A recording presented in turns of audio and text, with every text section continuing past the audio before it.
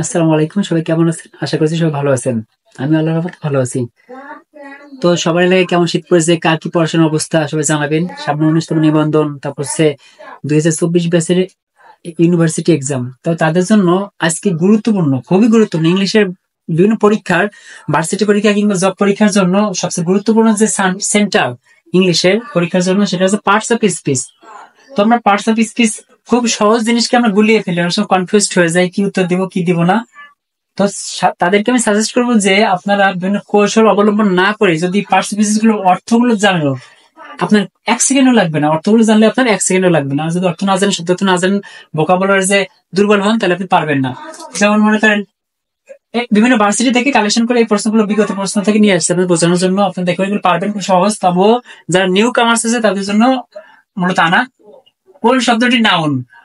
কোন শব্দটি noun? Noun হতে হলে আমরা অনেক কৌশল জানি, কি শব্দ শেষে সন থাকে অথবা নেস থাকে, এরকম ইত্যাদি ইত্যাদি অনেক কৌশল আছে আমরা জানি। কিন্তু অনেক সময় দেখা যায় এই কৌশলগুলোকে আমাদের এক্সেপশনাল চলে আসে, তখন আমরা বুঝতে পারি না যে এটা কি হবে। আর আমরা যদি এইভাবে শিখি একটা শব্দ, দেখা যাচ্ছে ইনফরমেশন, ইনফরমেশন শব্দ শেষে সন আছে, আমরা এটা শিখে ফেললাম নাউন। কিন্তু ইনফরমেশন মানে কি? তথ্য। আমরা এই অর্থ জানলাম না। তথ্য কি? একটা বিশেষ একটা কোনো কিছু একটা নাম, তথ্য, সংবাদ। এইভাবে যদি আমরা শিখি যে তথ্য একটা নাম বা একটা শব্দ, একটা বিশেষ্য, এটা নাউন হয়ে যায়, তাহলে এই যে আমাদের এই কৌশলটা হচ্ছে সবচেয়ে বড় অবলম্বন, সবচেয়ে বড় কৌশল এটা, যে এটার অর্থ জানাটা। কিন্তু এই সন দিলাম, শিখলাম এটা নাউন, শিখলাম কিন্তু এটার অর্থ জানলাম না, তাহলে তো আমাদের সমস্যা হয়ে যাবে। সুতরাং আমি সাজেস্ট করবো সবাইকে অর্থ জানার জন্য, ভোকাবুলারি যে অর্থগুলো জানার জন্য পার্সেন্টেজ একবার ক্লিয়ার হয়ে যাবে, পানির মতো সহজ হয়ে যাবে। দেখো একটু বাংলায় দিচ্ছে আপনাদের নিচের কোন শব্দটি নাউন, এর মধ্যে কোন শব্দটি নাউন? তো আমরা দেখি সিং। এখন দেখেন আপনার কোনো কৌশলী কাজে লাগতেছে না, এখন অর্থ কাজে লাগতেছে। সিং মানে কি?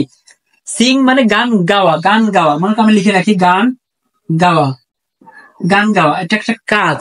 গান গাইতে গেলে আচ্ছা মনে রাখা একটা ভার মনে রাখা বুদ্ধি হচ্ছে, যদি দেখেন যে কোনো ওয়ার্ড দিয়ে বাংলা অর্থটা এমন আসে যে সেটা দিয়ে একটু নড়াচড়া করা বোঝায়, কোনো একটা অঙ্গ প্রত্যঙ্গ নড়বেই নড়বে, সেটা হচ্ছে ভার্ব হবে, ভার্ব হবে। গান গাইতে গেলে অবশ্যই ঠোঁট নড়ে বা কোনো কিছু নড়ে, তাহলে এটা গান গাওয়া, এটা ভার্ব, এটা হবে না। সেই হিসাবে নাউন, বিশেষ্য, বিশেষ্য নাউনে বাংলা কি? বিশেষ্য। তারপর যে ফিড, ফিড অর্থ কি? এই যে অর্থ লাগতেছে আমাদের, ফিড মানে খাওয়ানো, কাউকে কিছু খাওয়ানো, এটা হচ্ছে ভার্ব। খাওয়ানো বোঝা যাচ্ছে, কাজ করে খাওয়ানো, এটা হচ্ছে না। টেল মানে হচ্ছে বলা, কাউকে কোনো কিছু বলা, এটা হচ্ছে ভার্ব, এটা হবে না। আমার সেই নাউন, তাহলে হচ্ছে সং। সং মানে গান, এই যে গান, সং মানে গান, এটা একটা নাম, একটা একটা সঙ্গীতের নাম, একটা গান, তাহলে এটা হচ্ছে নাউন। পয়েন্টটা দেখো নিচে কোন শব্দের ভার্ব, এই কেবলই বললাম যে শব্দ দিয়ে কোনো কাজ করা বোঝাবে, ধরা, নড়াচড়া করা বোঝাবে, অ্যাটলিস্ট নড়াচড়া করা বোঝাবে, সেটা হচ্ছে ভার্ব। কলত মানে জামা কাপড়, জামা কাপড় তো নড়াচড়া করে না, এটা কিছু করা যায় না, নড়াচড়া করে, এটা কলত, স্থির, স্থির হলে সে নাউন, তাহলে এটা নাউন। তারপর হচ্ছে ব্লাড মানে রক্ত, নাউন, এটা নাম, নাউন। এটা হচ্ছে না, এটা হচ্ছে না। ফিড মানে এটা হচ্ছে ভার্ব, তাহলে ফুড, ফুড মানে খাবার, খাবার, খাবার, এটা নাম, এটা হচ্ছে না। ফিড মানে খাওয়ানো, কাউকে খাওয়ানো, খাওয়াইতে খাওয়াইতে গেলে গালে উঠাইতে খাওয়ানো লাগে, এটা হচ্ছে কাজ, তাহলে এটা একটা কাজ, তাহলে ভার্ব মানে কাজ, ভার্বের বাংলা কি? ক্রিয়া, ক্রিয়া। এবার দেখেন এক্সামিনেশন আর ফ্রাইটেনিং। এই ফ্রাইটেনিং কোন পার্টস অফ স্পিচ? এক্সামিনেশন আর ফ্রাইটেনিং, পরীক্ষাগুলো, ফ্রাইটেনিং বাংলা হচ্ছে ভীতিকর, ভীতিকর বা ভয়ঙ্কর, পরীক্ষাগুলো খুব ভয়ঙ্কর। এখন দেখেন এটা কোন পার্টস অফ স্পিচ? ভয়ঙ্কর, ভীতিকর। আমরা যদি অর্থনীতি বুঝি যে পরীক্ষাগুলো কেমন, কেমন দিয়ে প্রশ্ন করলে আমরা বেশিরভাগ অ্যাডজেক্টিভ পাবো, কেমন দিয়ে প্রশ্ন করলে আমরা অ্যাডজেক্টিভ পাবো। কেমন, পরীক্ষাগুলো কেমন, ভয়ঙ্কর, ভীতিকর, ফ্রাইটেনিং, ভীতিকর, এটা গুলো অ্যাডজেক্টিভ। তো ফ্রাইটেনিং কি হবে দেখি? ভার্ব, ভার্ব ফ্রাইটেনিং, ভীতিকর, ভয়ঙ্কর, এটাতে কোনো কাজ করা বোঝায় না, এটা বাদ। অ্যাডভার্ব কাকে বলে? যে শব্দগুলো ভার্ব, অ্যাডজেক্টিভ এবং নিজেকে বিশেষণ করে তাকে বলা হয় অ্যাডভার্ব। তো এটা এটা এটা বিশেষণ হচ্ছে না, অ্যাডভার্ব শেষে বেশিরভাগ এলয় থাকে, এটা হচ্ছে না।